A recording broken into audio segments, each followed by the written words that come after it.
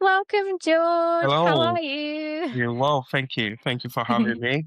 I've been looking Thank you forward for to being this. here. Yeah. Thank you for being here on the Vulnerable Voices podcast with me. I'm so excited to have you today. I know we have had many conversations about the impact of money and our mental health, something I know that you've experienced yourself in life, and the things that you are doing now to put yourself in a position where you once weren't, trying to negate some of the stigmas around money and mental health, and also being open about some of the struggles that you've gone through, as well as general struggles with money and mental health as a whole in society.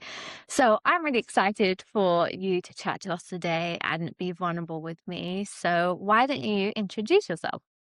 Yeah. So thank you very much for this opportunity and also to be part of this platform where we talk about mental health, especially in the context of money. So for myself, my background, I've worked with various financial institutions, investment banks, retail banking, advisory, studies wise. Sure, you'll attach my LinkedIn profile so people can have a look what I've done in the past and currently doing. It's a great privilege. Background is I'm a Ghanaian from West Africa, from Ghana, and prior to be that, grew up in UK in a small town called Wigan. So if anyone from Wigan knows, it's a very great town. Yeah, and I think a big part of me, aside from my background, also I would say faith as well, my religion. As a strong Christian, it's also played a key part in you sense that from my background, that has also contributed to where I am today. So no further, I'll leave that to you. We can start digging into some of the discussions for today. Thank you very much Well, for the call. thank you. I love learning about your culture as we sort of become friends. And, for those of you who don't know, George and I met at our previous company. I actually recruited you, which was great. And it was one of the best things that I'd ever done. And from there, I think we just clicked in terms of our mindsets and, how we think about life and, also things that we've been through culturally in our families and growing up and our experiences. So I think that's what kind of bonded us and our friendship and, being vulnerable with each other. Tell me, what was it like growing up for you? What was your family dynamic like? What memories do you have growing up? And then, some of the stigmas around money or the relationship with money and even talking about money. What was growing up like for you? Yeah. So yeah, before I answer that question, in terms of your recruiting me, I felt like you were in my team when you were recruiting me. So I thought, oh, great, I'm gonna go into a team that are very friendly. I was so happy to accept the offer, not knowing you were not in my team. So Sorry, I was just part of the recruitment process. But hey, it was not something I regretted at all. You were brilliant. No, it was all good. I really enjoyed my time at my previous employer and the journey that we've had. So with my background, I was in as I said, my from a Ghanaian household. My parents very old school traditional thinking. In fact, my dad works by profession. He works for the Methodist Church UK at that time and now relocated back to Ghana. And he's from home perspective, it felt like my two siblings were always away. My sister, a judge now, and my elder brother, who's doctor in America. So I felt like I was the lone kid, even though I have siblings who are from time to time they come visit on holidays, and I always felt like I was the only child living with my parents growing up. It has its advantages, but sometimes I get to take the burden of the family in most cases. And You're the youngest child. yeah, I'm the youngest child out of Yeah. three. Um, so I was the last person to leave the nest in that context. And yeah, it was great. I mean, growing up, I can't fault how my parents brought me up. And it's one of the things that I look back and I think it's their way of their way of upbringing. So that's the only way they know about, or though that's what they've been exposed to from generation wise. And when I mention generation wise, it's very, very important to note that what we know as and I'm a parent now. I do have a 18-month-old baby, son, Isaiah. And when I think about this, it makes me think what I know is what I'm going to pass down to him. You know what I mean? So I do appreciate everything that my parents have done for me, bringing me up in our faith, in terms of discipline, in terms of making sure that academically I'm doing my best in my education, in all facets of life.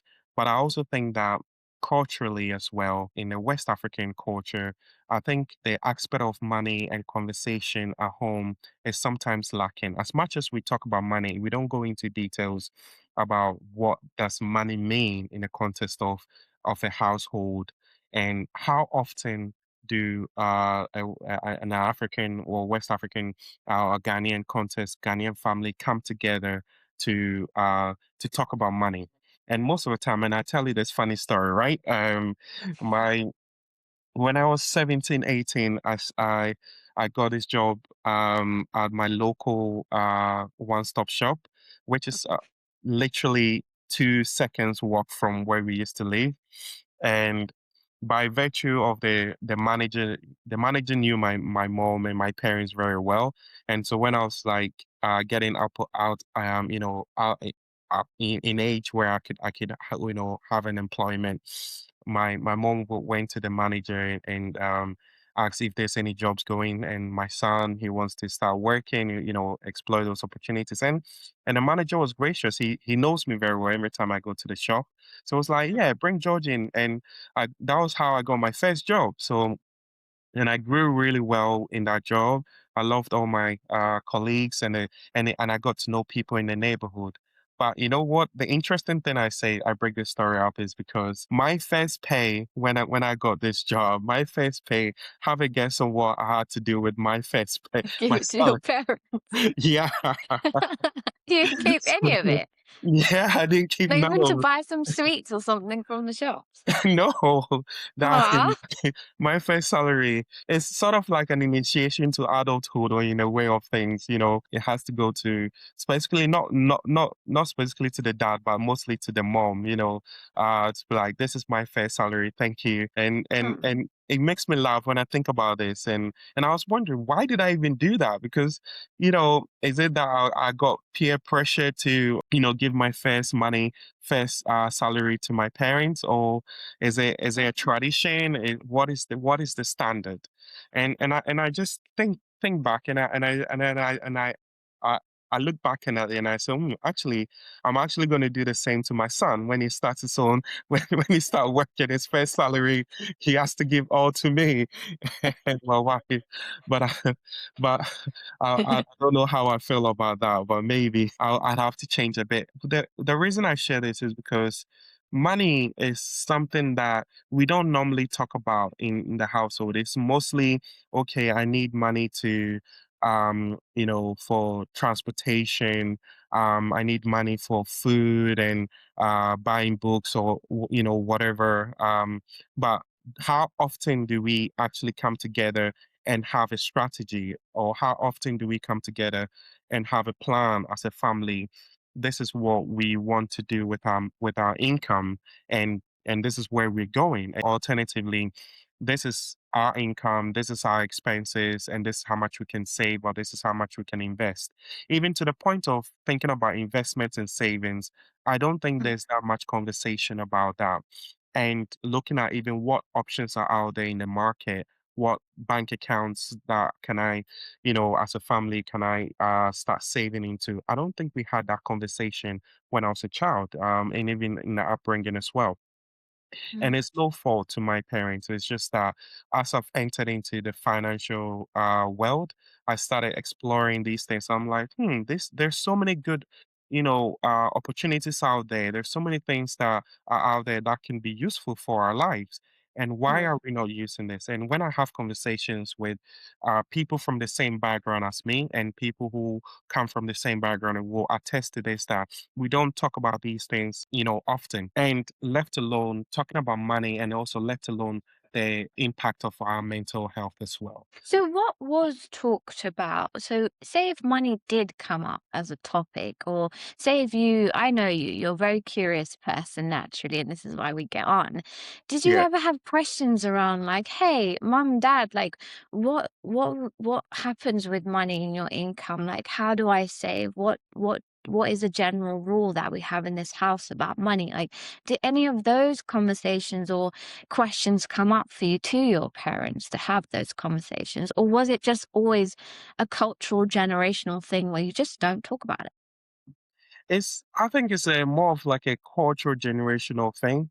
Mm. It's not that whenever something was aligned to money, it would probably be, we're paying for something. Can you support?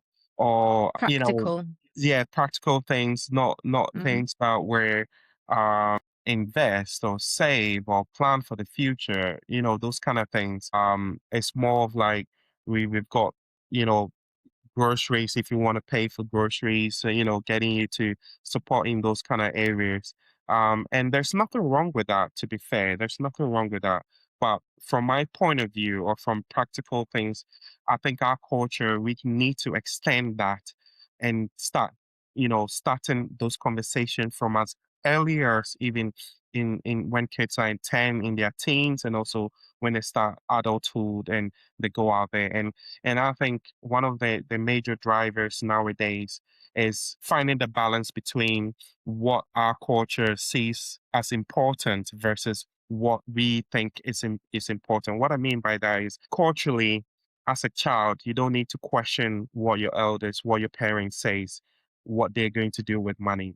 We don't have Mhm. that authority to ask, why are we spending let me throw a number, £200 on this. Why are we spending £500 on that? Or why Mm. are we going on this holiday or traveling to this place?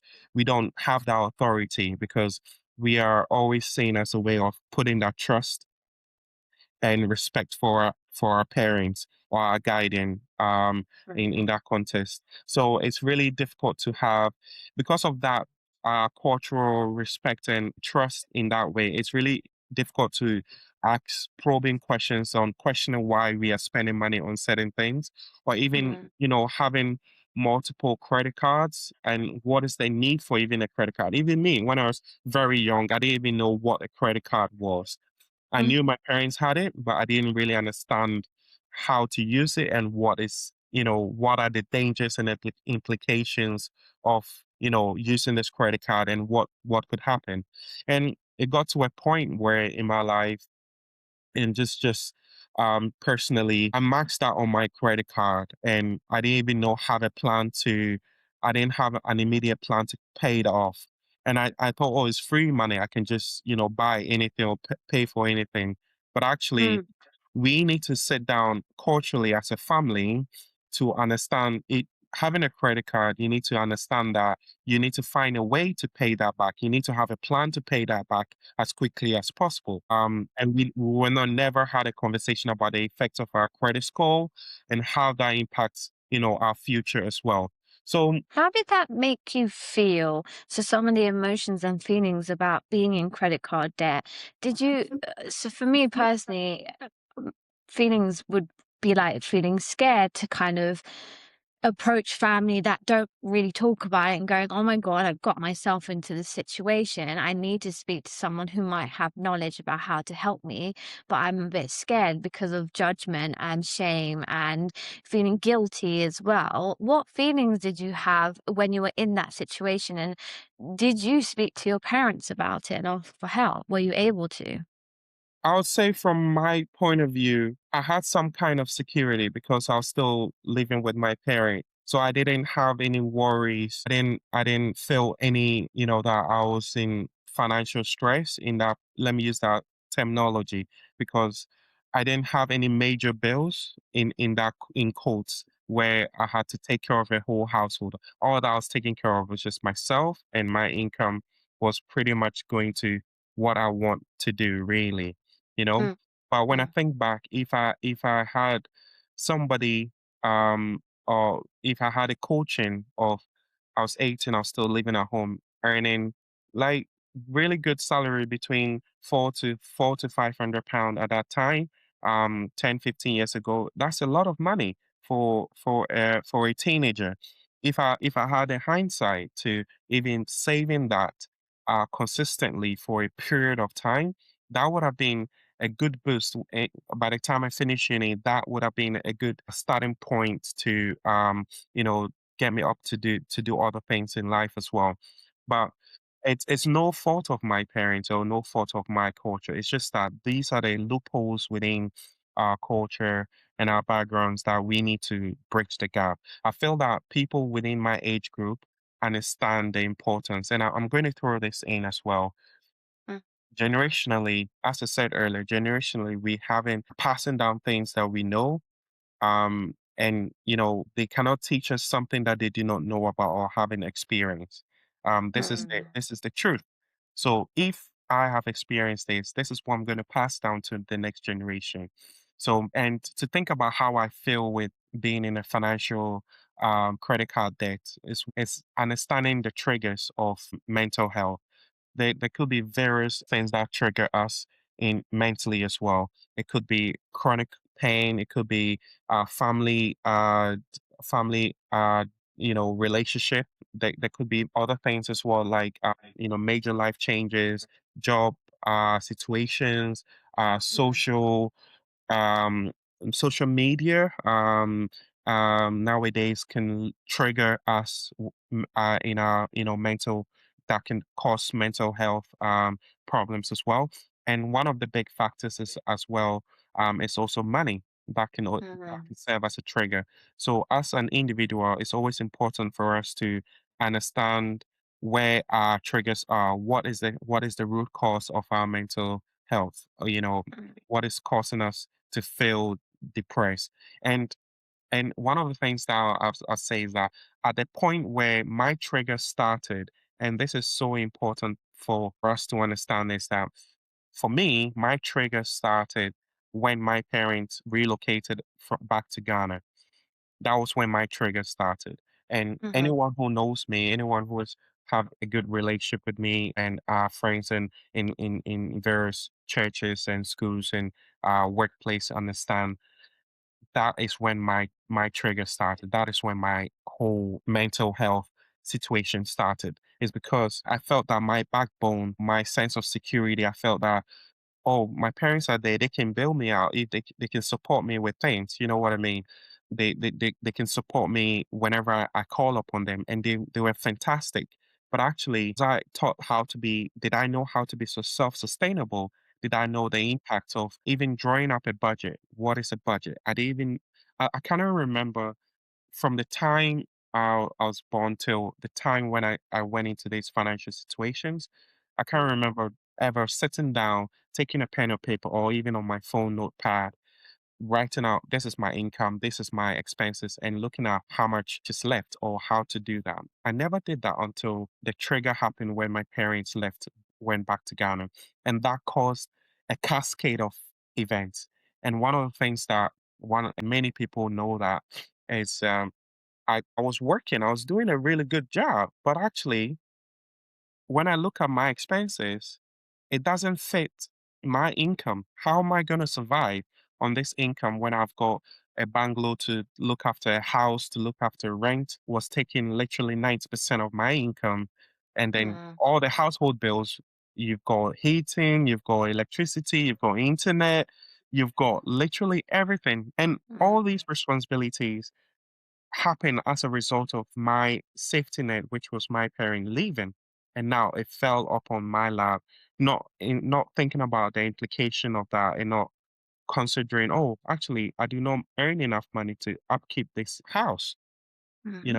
So Um, would you say you felt quite lonely in that experience of yeah, your caregivers are the ones that are supposed to pass down knowledge and wisdom because they have more experience, right? They've looked after you, they've looked after your siblings, they run a household, pay bills and all the practical things. But do you feel it was quite an isolating experience, like culturally as well, it not being spoken about, that you then had to almost fend for yourself, and that's almost where the generational cycles started breaking with you. You were the one to start breaking those yeah, cycles. yeah, certainly, certainly. When it was, I felt really lonely. I felt as much as I really had good friends who I could talk to, I felt really lonely. I felt, what is this that I've gotten myself into, or what is this that I've been left with? It was a breakdown of up to the point where, tears are coming out constantly, in depression, thinking about money, even to the point of what am I going to eat? Coming from a Ghanaian household, rice is a constant. That was my stable food, rice. And then if you can add ketchup to it, that's a bonus. Oh. Rice and ketchup, that was the level it got to that point. And it Mm. got to a point where I cannot sustain my livelihood. Something has to break, something has to give to the point where am I going to get bailiffs, letters coming from the government, council tax, arrears, um, and I had a car finance as well. And I was having all these bills, and even travel to work was even an expense I couldn't even afford. So Mm. I was in a real situation.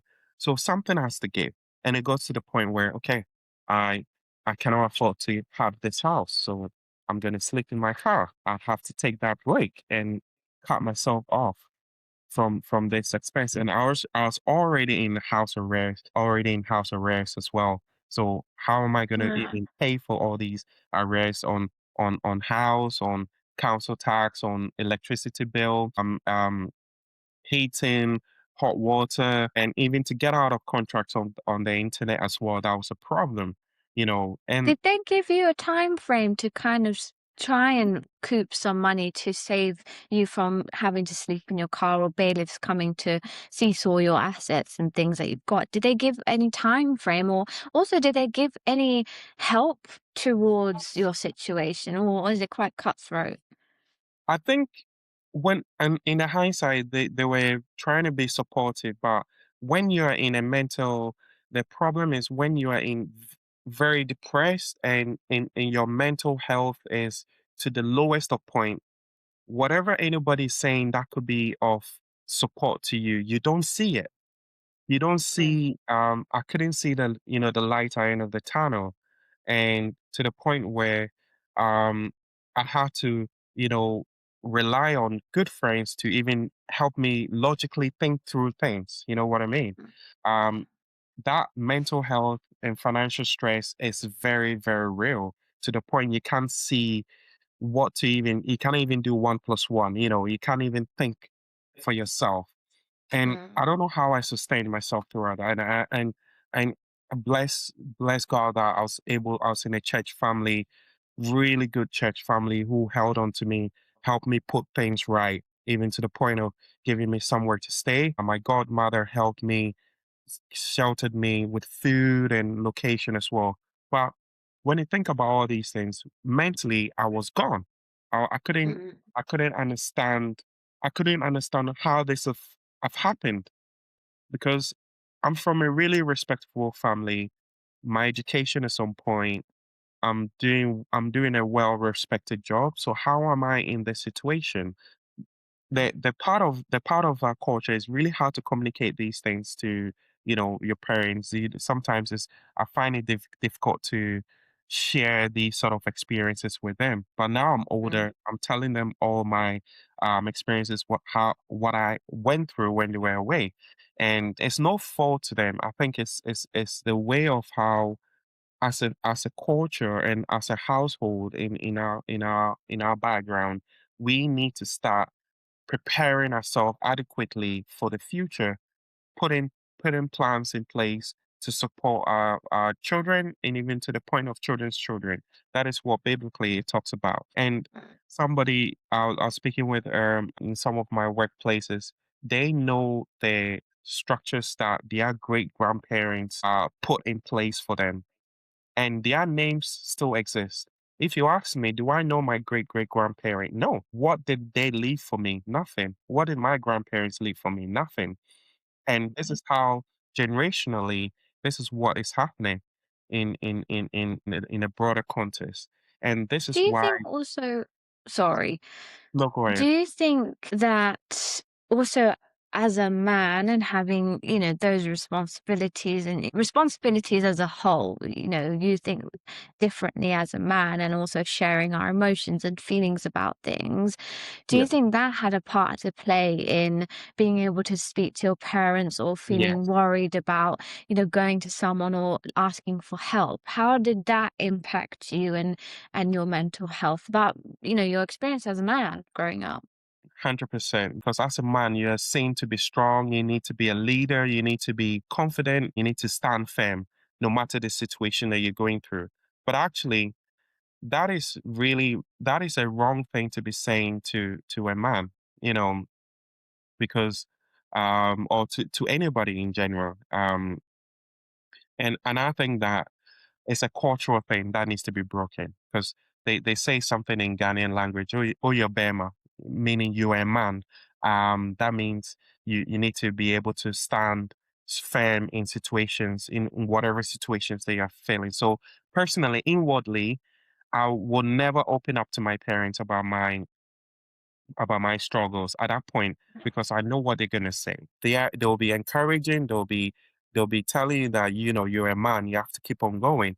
But actually what they need to be doing, or what I think culturally we could be doing, is to providing some frameworks, some conversation starters, so that it would help our young ones to, propel in life in and creating a safe space to talk about how they are feeling or mentally to be able to help them in even sometimes if I had a clear mind, I wouldn't have even got into that situation or be able to Mm, get myself out of it quicker than I did. If I had that clear openness conversation, and the people that sometimes you want to have conversations with are the ones who are always tough on you. That's a tough love.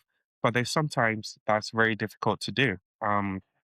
So it did play a role in that because I felt mm, that, yeah, I'm a man. I need to, my life has been given to me. I need to do what is right for me. Sometimes it didn't play a good part in, even though I'm somewhat in a good space in my lifetime now, when I think culturally that is not a good thing to have because there are so many people that I've come across that I've had conversation with who are still in those situations, who cannot mm, see a way out. And it's no fault to them. It's just how culturally we interact with ourselves, how we interact, even having conversations about money. And even when we come to the church context, having conversations about money, there's always those stigma. Everyone shies away, don't want to talk openly about money. Even in church, that stigma is there. So how much more in our household?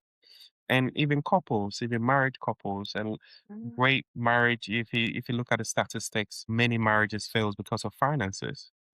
Yeah. There's I'm not glad there's you raised that point. It's something to actually be mindful of when it comes to thinking about a partner or, where money becomes a shared thing rather than by yourself. Yes, by yourself, I think you have to be in a position where or try to learn around the topic of money and ways in which you can improve it, have a better relationship with it, feel comfortable with it and actually learn some of the terminology. Even me, I find it really difficult because it just sometimes doesn't make sense. But I think what you did was asking for help. When you did ask for help, what were the first sort of like key pieces of advice or stepping stones that they give you to move forward with your relationship with money to help you in that situation? the help that I needed was a safe space mentally because by then I was already working in finance. I've got my foot in the door. So I was being exposed to the financial world, what it means by investment, what it means by bank accounts, what is savings accounts, what is even to the point of life insurance, what it means by all these products. I was getting Mm, there, but mentally and personally, there wasn't a link between what I was doing professionally with what I needed to do privately as mm, as a person. It wasn't linking because mentally I wasn't in that right frame of mind to be able to link that together. And it's because of what I was experiencing culturally, my background were hindering me from exploring these options. And mm, and to the point, like church was a big part of it. My faith grew heavily from that point. What my advice, personally, being a Christian, you know, if this is an opportunity for you to strengthen your relationship with God as well. You know, spiritually, it helped me.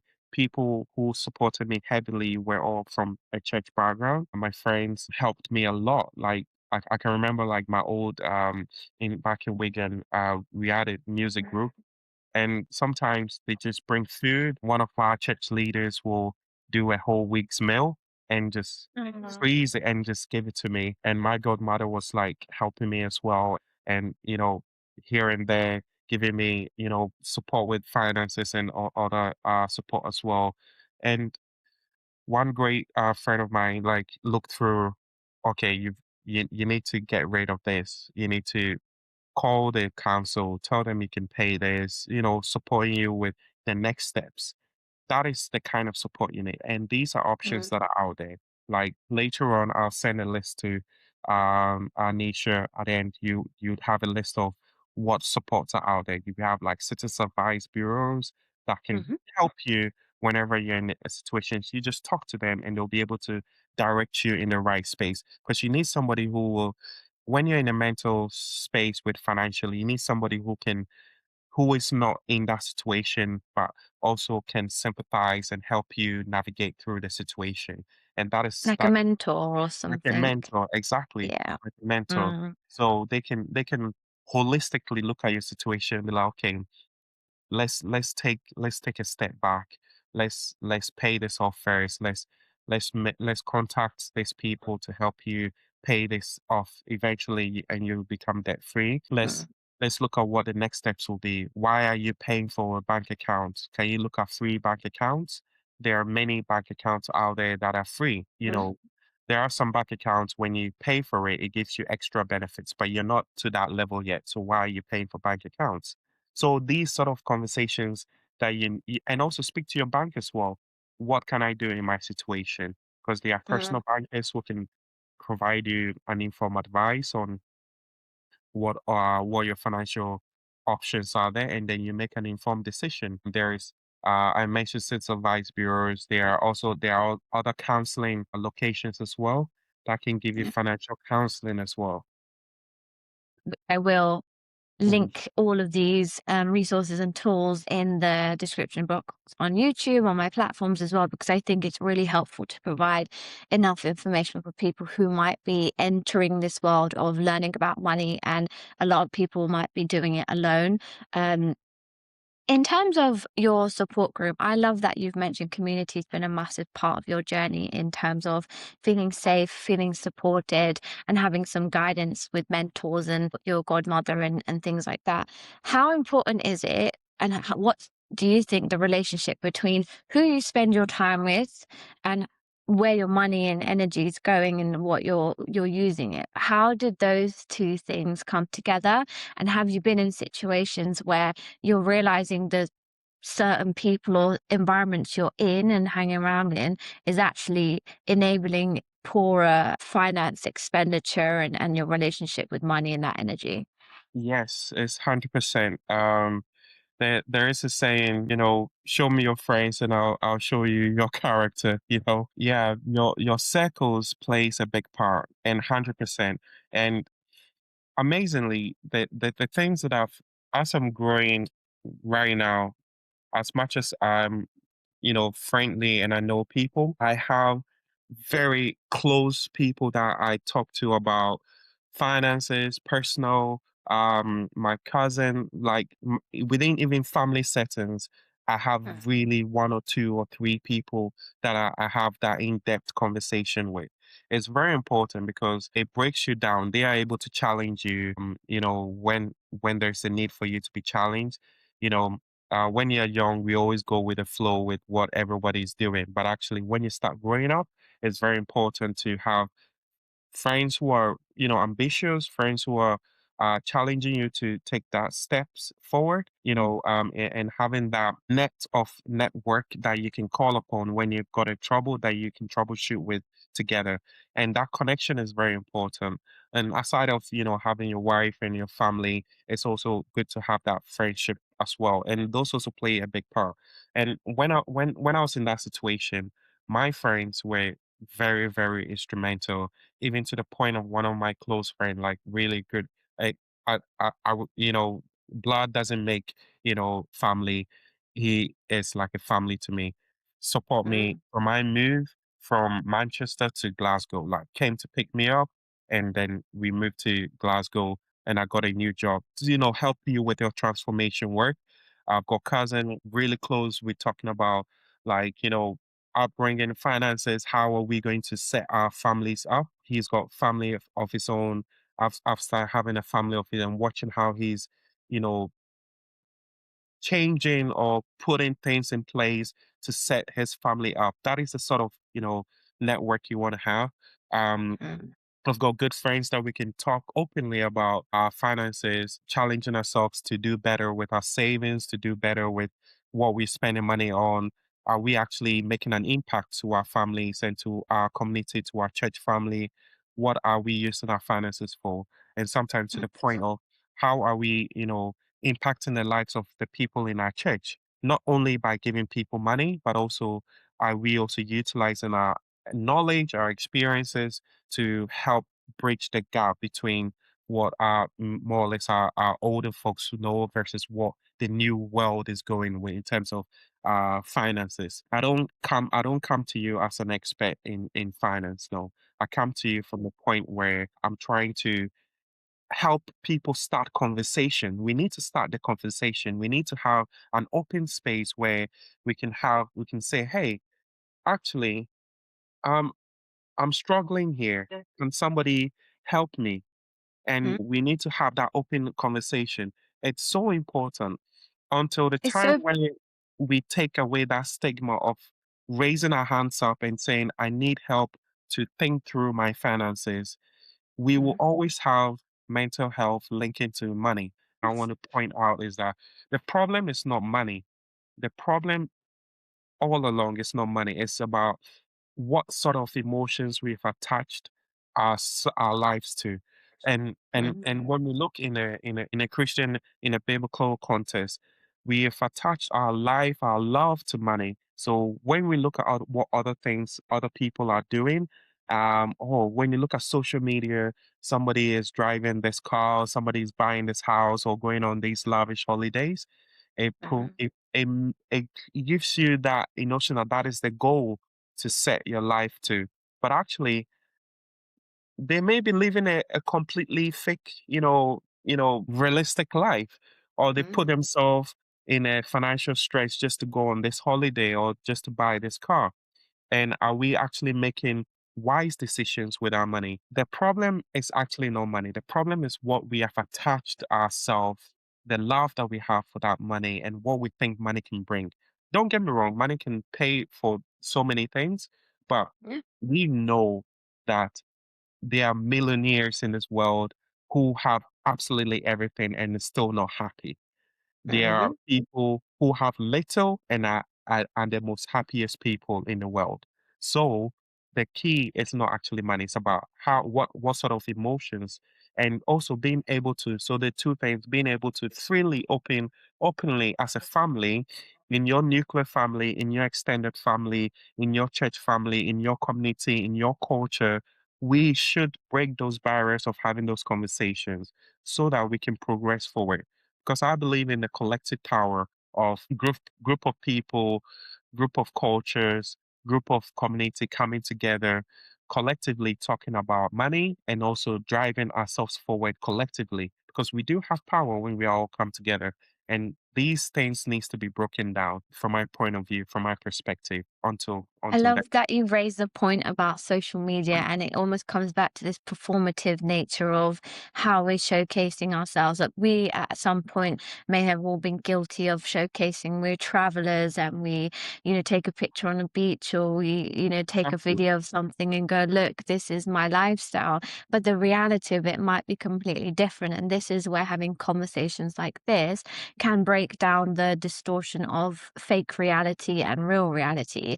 How important is it, do you find, you talked about having good friends, about having a shared value of honesty. So you and I, we've had many conversations where we've been completely frankly honest to be like, George, are you sure you want to do that? George, I'm going to be honest with you here. Or you've been like, Nisha, can I just share what I personally actually think and feel? This is not because I want to upset you, it's because I care about you. Yeah. How important is it to have values and honesty being one of the key ones when it comes to helping with finances and where you're spending? If I said to you, George, do you really want to be spending that on that? What conversation we've just had, I don't think this is a good idea. Yeah. Is that it, does that tie in with how we also portray ourselves into the world and social media and having to feel like we need to perform and look like we're living this luxury lifestyle when the reality is completely different? Yeah, it's very, very important. It's very, very important to have friends that will tell you the honest truth. Because if you claim to be friends and you care about somebody wholeheartedly, you should be able to tell them, not even because you're saying it out of jealousy. Some people may think, oh, you're jealous, that's why you think I shouldn't go on this holiday or buy these XYZ. But actually, a true friend will tell you the truth, will tell you the truth no matter what, will give you the perspective that you need to see. And I've got to the point in my life now that I feel that the kind of friendships that I want to keep are the people who will tell me the truth, who will tell me, you know, this venture is not going to work. Oh, actually, it's a good venture. Let's do it this way. Or we'll connect you to things. That is how we should build our friendship and network. And also, I believe that society, we need to see that obviously social media makes things bigger than it should be. Actually, Yeah. when we think in a hindsight, in our close knitted friendship, we need to bring everything to perspective and support each other in our respective journey in life. And that's the kind of friendship. Our friendship shouldn't be, oh, we all doing the same thing. No, you can have different. You can have friends who are doing different things in different fields, but Mm. having a shared value of supporting each other, encouraging and giving advice and supporting, your friends mentally as well, making them see possibilities of other avenues. And it's so important, even to the point of like progression in career, progression with your relationship in terms of your family life, you with your spouse, making that in-depth analysis of where we want to go, where we are seeing ourselves as well. It's so important to Mm. have that base because without that base, I felt like when I told you about my trigger started when my backbone, my base left. And I have this joke in with my wife and I, we have this thing called backbone money. So basically, what I mean by backbone money is if something was to happen, do you have a backbone money? Do you have something that can, secure you for at least a month or two? You know, Mm. and when we initially met, I said, "Oh, I'm buying you this. We're going to this restaurant, and guess what? I'm using backbone money." And and we used to joke a lot about it because we're now facing our life. We're like, "Oh, let's use our backbone money." We're just joking about, but actually, it has saved me a lot because Mm. people say not necessarily the term is just what I call it, but you can call it anything having Mm. some finances set aside if let's say you were to be laid off, if God forbid something was to happen to you, can you secure your family? Is your family taken care of if I wasn't here?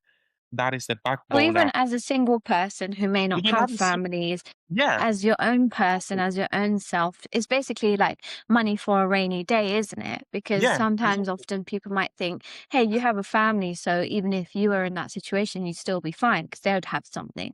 But it's also out there for people who may be single, who maybe don't have families, who maybe are completely lost. And, you see how many people are homeless out there because their financial situations are not they don't have anything, and so Yeah. as a single person too, it's trying to put in those community spaces, mentors and knowledge and resources out there to start being able to have the backbone money and start putting something towards it and eventually getting the right care for that.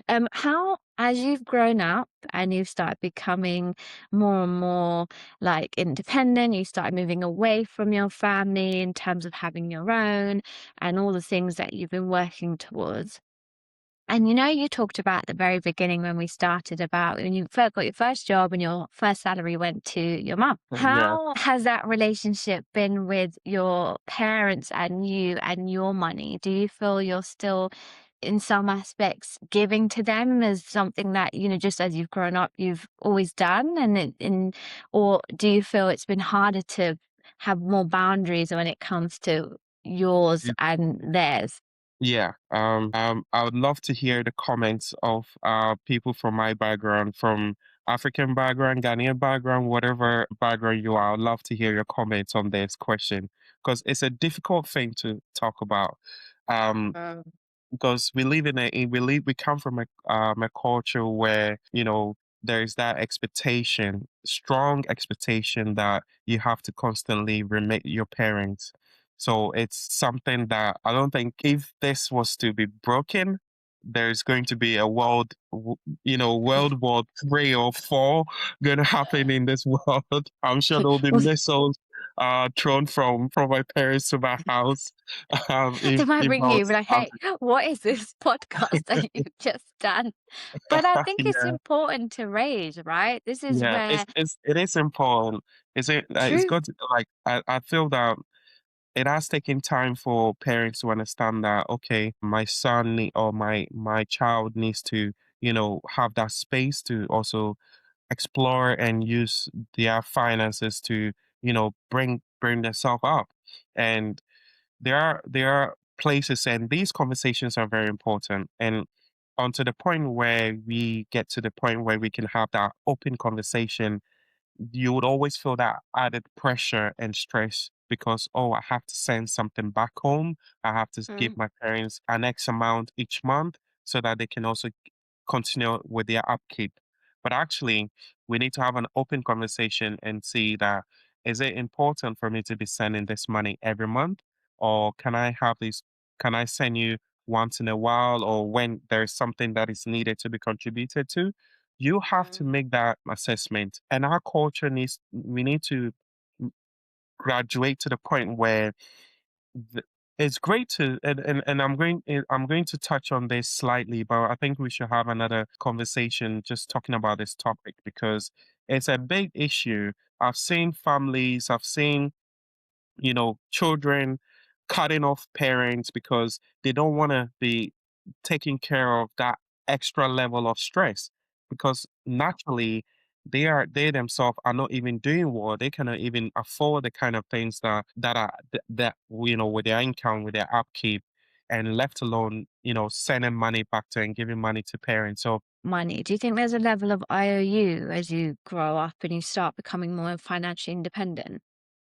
yes, certainly there is that level of IOU because culturally, Mm, that idea comes from because I've taken care of you when you were little to the point of mm, when now you're out on to an age of being an adult. mm. There's that expectation that you need to do you know the reverse of that. But actually, and I see the value in that. I see the value in that.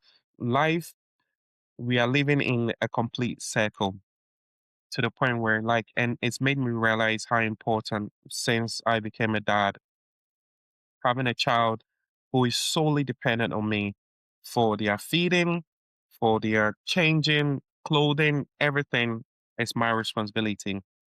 Mm, And when I'm older, when I say life's like a cycle, we are reverting back to when we were little. If you think mhm, about it in hindsight, the more we're getting older to the older age and to our 90s and even hundreds or to that 70s and 80s, we're reverting back to not able to even stand up and walk, not able to even take care of ourselves physically.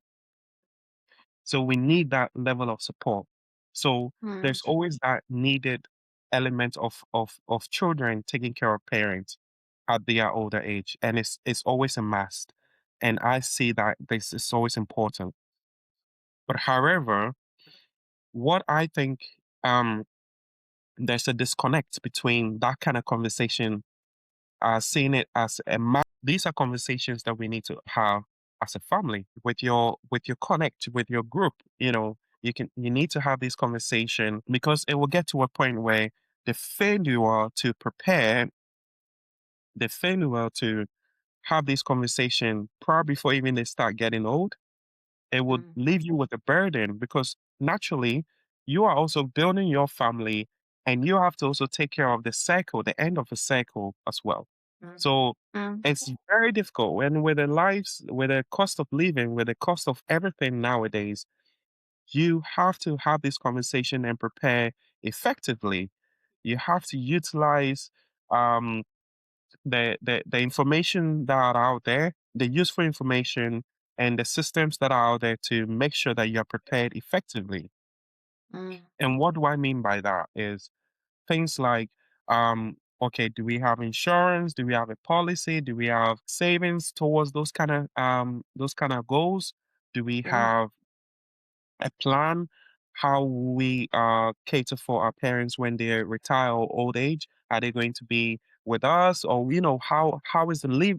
You need to do a simulation of life so that it mm, brings to you what are the dangers. So basically, in my work, you do a root cause analysis. Bring, what are the dangers? What are the issues that would arise if this was to happen? So you simulate mm. that with your family. Okay, to be honest, with my family structure now, I won't be able to contribute to the family heavily if my parents was to retire fully and with no income and XYZ pressures of life. You have to be How honest. has having to be a bit firmer with saying no and putting your foot down, how has that actually gone down emotionally and mentally for you and your family dynamic? Being adulthood has brought me to the point of having tough conversations. And it's taking time because maybe being seen as the last born, I'm always thought to be as the younger person, but I'm actually not young anymore. I'm really old. I'm bald headed now. Having gray hair in my in my head. So I'm actually old now. So there is a level that parents needs to understand that okay, my kids are grown up now, so we need to have grown up conversation, and we need to make them understand or see. Sometimes they don't see all the things that are going on in your life, so you need to make them see what are some of the life's pressures you're facing and how we can all work together to make, and it takes time to break those cultural aspect of, and you can't sugarcoat the situation. You have to be blunt and be honest with the situation that you're facing. And So were they and I quite, like, and shocked and angry yeah, or it's confused? some it came across like okay, they understood because they've gone through what I'm going through as a father, from a point of being a parent.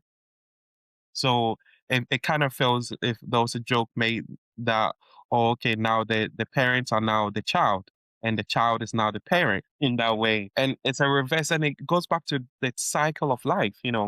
Yeah. Now we need to they need to trust us that we're going to make the right decisions for them. And also Mm, we need to trust them that we can have that open conversation and they'll be willing to accept how we're going to plan for their future and our future as well, mm, because life is such a way that if we haven't made that um if we haven't planned adequately ahead, even 10, 20 years ahead, the time goes really fast. It would catch up on us, and we haven't actually put any structures in place, to mediate some of the future concerns. And I know I'm talking about 20, 30 years in the future, but actually Mm. it will come very, Come very, very, quick. it will We'll be come. in that 20, 30 years in the future. I mean, it's already what, Yeah, end of January. We were talking about Christmas and New Year. It's time, exactly. time is going quickly and it only gets shorter as we get older. How important Yeah. is it for you having a son and seeing how quickly he's growing up to make sure that he feels safe emotionally to come to you as a dad as well about his struggles, about any emotions he's feeling, and you supporting him on that? How important is that for you, It's and it's how are you it's creating that? it's very important. I think I want to be a father where I want to be able to listen, but not just listening to reprehend or rebuke, but also listen to understand, their point of view, Mm. and also Mm. listening. When I say listen to listen, it means like listening to go deeper. So I want to be slow to talking and actually being able to listen effectively, creating that space where my child could come to me and talk about absolutely anything that they are struggling with. And one friend of mine has a term called concatenate. Basically, Excel, you can concatenate things in Excel. So connecting yourself to other people. And this is what I could do for my son. Even if I don't have the answer, I'm 100% sure I could connect them to somebody else to, provide that support. And that's the kind of parent that I want to be. So being able to listen is very, very important. Mm. Um, so as a father, now being a father, and my dad was great at, pointing me to the direction of things. But when I look back, I think it's more of like a cultural thing. They are very strict and, not in a way of not being able to be approachable. He's the most friendliest person. When you meet him, you're just gonna fall in love with him. But sometimes being a child, it's also there's the added pressure of, I don't think I can speak to my dad about X, Y, and Z, because Mm. knowing him, I You're know what he's scared. going to say. I want that Yeah. thing to go away. I want my child, no matter what it is, I want them to be able to talk to me about it, you know. A lot of cultures So experience growing up in feeling shamed or judged or criticized, or you get told off a lot and you haven't even done anything. And you're just like, I'm just asking a simple question. So, growing up, yeah, it's only natural in your experience, culturally similar to mine and others, that you feel scared, and, hats off to parents who are trying to change that dynamic, which I know a lot are. And you do appreciate it as children, as, people and family dynamics where you're like, oh, it's creating safety, isn't it? That's the thing. yeah, But exactly. ultimately, you didn't quite feel like you were set up in the right way financially to have the toolkit to be able to be in a completely different situation. And, also learning about boundaries and the communities that you're in, and money not being so hush hush all the time. Those Yeah, things I think are really important. You talk about your son and approaching you in an emotional capacity, men being expressive and sharing. You've removed yeah, some of that shame and judgment, and then he will grow up feeling like I can share and talk and I won't be judged and shamed for it. So that's the yeah, difference. And I think you'll do an amazing job, both of you as parents. yeah. So yeah, It's just keep breaking it's those not cycles. easy. I Mm. think it's not easy, but the great thing about this all is we as a parent, we need to remember that the kids learn from us, they mimic us, they pick. So I probably will share. I'll tell you later, but I see my son doing certain things that I do at home, and even he started saying amen, amen, amen, and mimicking me in certain mannerisms, and it's great. It's great. And I do that. And when you see my dad or hear about my dad, you think that I'm like my dad exactly. My image and everything is like my father. And that's how it should be. But the other to take it a step forward, I'd want my grandkids to know about me with Mm, all the sacrifices that I'm going to make in my lifetime, God permits, I'll be able to put structures in place that they would still remember my name. And when you hear history books about certain families, they know their mm, great great grandparents. You know what I mean? Because they have mm, been able to leave. I'm not saying money is everything, but they've left the legacy, some substance that are going to continually be passed down generationally. So mm, the challenge that I have for my listeners or for people listening today is what are some of the what are you going to change and what are the things that you're going to leave that your generations to come will remember you for that. It mm, can be anything at all, not just money. From for the conversation about mental health, how are we having open conversations with our families that would help them see the importance of money in their lives and also see mm, the importance of money collectively? Because to the point when we have that open conversation, money and mental health will be a trigger all the time for people. mm. Triggers in different forms of way, but the root cause is understanding how money works in our lives individually, as a couple, as a family, as a church, as a community, as a nation, as a culture. As a nation, we have the chancellor creating a budget each year. Mm. How are we using those principles in our personal life as a family? Or do we have a family budget? Do we have a plan of what we want to achieve? Mm. What am I going to leave down? That is the challenge that I want our listeners to have in their mind. There are so It's many also tools and leaving yeah, something tangible, but also giving them the right education. I think education is massive, and I know you've done a few workshops already, and you speak in your church communities about money and mental health and money in general, yeah. and sharing some knowledge about what you've learned. Talk to me about some of the workshops that you've done. What's been involved? What have you shared, and what's been some of the feedback that you've had from people that have joined these workshops?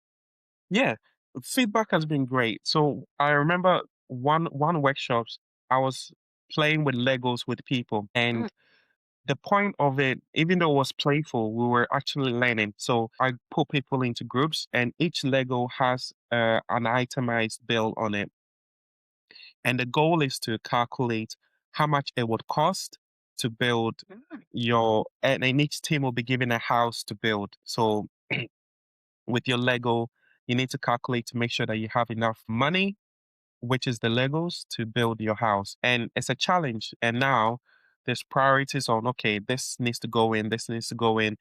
And you clever. can see people sitting down with their calculators, with their phones, calculators on their phones, adding up each amount to see if we have enough to build a house. And Mm, even though it was engaging trying to build a house with Legos, these are principles of lives that we need to adapt in our personal lives as well, and even as a community. You cannot build a house without counting the cost. These are biblical principles that we need to start living out. So how can you mm, how can you say, okay, I want a house and or build a house and then you don't know how much it's going to cost or how much you can afford? And mm. realistically, some of these challenges I set in the workshops, that people didn't realize that, okay, actually I can count my own costs and say, okay, I instead of building a 5 bedroom house, I can actually build a 2 bedroom house and I'll be content and I'll be Mm, good, right? And we need to realize that it's so important for us to not compare. This person is building a mansion, so I need to try and build a mansion, and you're depressed, you're stressing yourself, and all these things. We it's need to living make it within your means, isn't it? within your means, make it Yeah. understandable, make it fit your life. And when things progress and you can afford the 3 bedroom, you do that. Don't stress yourself. Don't put yourself in distress trying to keep up with the Joneses. You know what I mean? So it's so important for us to count our costs. So some of these workshops have been very interactive, helping people realize that we are not competing with each other. We need to remove that competition spirit and that comparison. It's good to compare. Okay, I'm comparing that. Okay, you're doing this. Actually, that's good. I can do it in a lower scale, which I'll be happy. Or Mm. it's good to compare and learn from what other people learn from the mistakes of other people. Learn from the mistakes of your friends, of your church leaders, or of your community leaders, or anyone that you come across. Learn from their mistakes so that you can also apply some of these principles in your life. And it's so important. But sometimes I've got to the point where social media, I'm trying to limit some of the things that I see because there's so many things out there that distract us from what we should be doing as individuals. So that puts a mental strain on ourselves trying to keep up. But actually, we do not need to have all these things. So that's some of Feeling the things that, secure in yourself and your means and what you've got to then yeah, live in the reality of what you can afford, and but then feel inspired by people around you to get to maybe a step further and go, do you know what, if I work hard or I have the right community and support around me and knowledge as yeah, well, there are plenty of free resources out there. There are workshops, there are communities, there are so many places, if you take accountability as well to go after these places and put yourself in those environments, you can then have the more bougie lifestyle if you want to get there. But live within your means and feel inspired. There are, everyone's in different situations when it comes to money and how they want to live. And everyone's standard of yeah, living is different. But it's exactly. important. I think you raised a really good point, is to just be content and secure with where you are and know that there's help available. That's the biggest message here. Just before we wrap Yeah, up, where can people find you, connect with you? Because I know you like to share a lot of knowledge through workshops and things about your yeah. experiences and also knowledge around finances, things like how you can open an account, what the term being self-employed is, what a credit card is, and how that works. Where can people find you to maybe ask some questions if they had some? Yeah, reach out to me, LinkedIn, via Instagram, to this What's your Instagram handle? George K. French. So reach out to me, George K. French. And there are really great resources out there in UK. Martin Lewis website. You'll be able to see really good information out there. Reach out to your respective, financial provider if you want a financial advice. Make sure that the person that you're seeking financial advice from, they are regulated by the Financial Conduct Authority. I'm making sure that you're covered. There's Step Change, there's Citizens Advice Bureau. There are various avenues out there that would help you with your financial situation. It's my prayer that you don't sit and worry. I want you to step out there. I know it can be tough, it can be difficult. You may not see the way forward, but this message is for you. You'll be so pleased that making that step by talking to somebody and that person connecting you to this network and or to these options out there will give you a stepping forward in your situation. Drive these conversations in your I'll families, be in your promoting community. and plugging, sharing on network. So thank you. Honestly, I Yeah. will put your handle and all the places people can connect with you in the description box. It'll be tagged on my accounts, and also I'll put it on the screen so people can see as we're speaking to connect with you. But I just wanted to say a massive thank you. I know you're doing a lot and you're very passionate about money, mental health, and trying to help people. I know that as us being friends and Yeah. just getting to know you, but hopefully listeners can feel your passion behind that as well.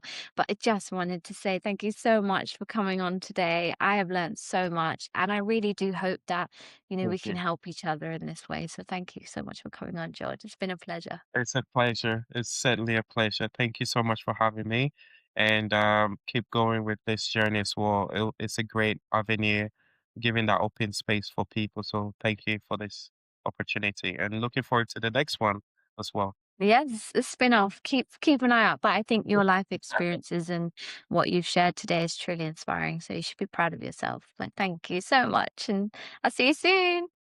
Yeah, certainly. Thank you. See you soon. Thank you very much.